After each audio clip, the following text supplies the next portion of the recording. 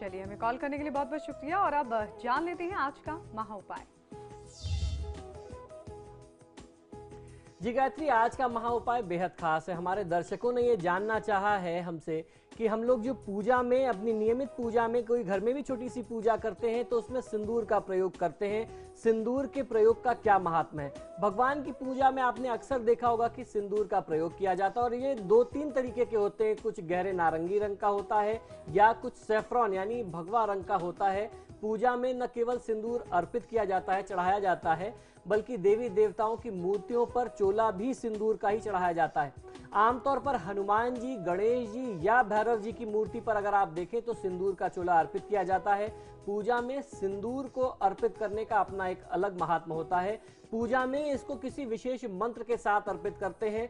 सिंदूरम शोभनम रक्तम सौभाग्य सुखवर्धनम शुभदम कामदम चैव सिंदूरम प्रतिगृह्यताम, अर्थात लाल रंग का सिंदूर शोभा, सौभाग्य और सुख में वृद्धि करने वाला है, शुभ और सभी कामनाओं को पूर्ण करने वाला होता है। हे देव, आप इसे स्वीकार करें और हमारा मंगल और कल्याण करें।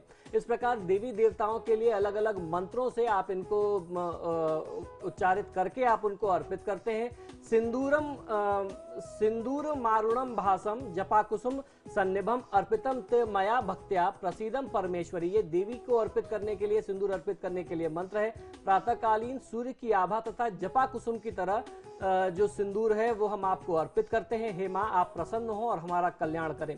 सिंदूर का महत्व तो पूजा पाठ में ही है, लेकिन इसका उपयोग महिलाओं के द्वारा पूजा पाठ में और उसके साथ साथ मांगलिक आयोजनों में सिंदूर धारण करने के लिए, अपनी मांग में भरने के लिए लगाते हैं। इसका जो है वो वैज्ञानिक महात्मा है। ऐसा हमारा विज्ञान मानता है, ये पूर्णतः प्रैक्टिकल है कि महिलाओं का ये जो अग्रभाग होता है मस्तक का, जिसे मांग कहते हैं, ये बहुत कमजोर होता है। अगर इस पे कुछ छोटा सा भी, थोड़ा सा भी आघात हो जाए तो वो उनको बहुत बड़ी समस्या, शारीरिक कष्ट दे सकता है। तो सिंदूर में जो है वो मरकरी यानी पारे के तत्व होते हैं। यदि महिलाएं इसको यहाँ धारण करती हैं तो वो उनको एक प्रोटेक्टिव कवर की तरह काम करता है।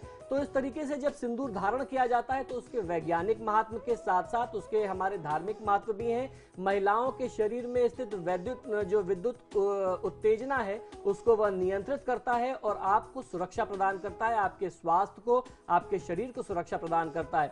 सिंदूर में जिस तरीके से मैंने बताया कि पारा होता है, वो आपके सिर में जो है किसी भी प्रकार के चोट चपेट, मस्तक पर चोट चपेट को वो रोकता है।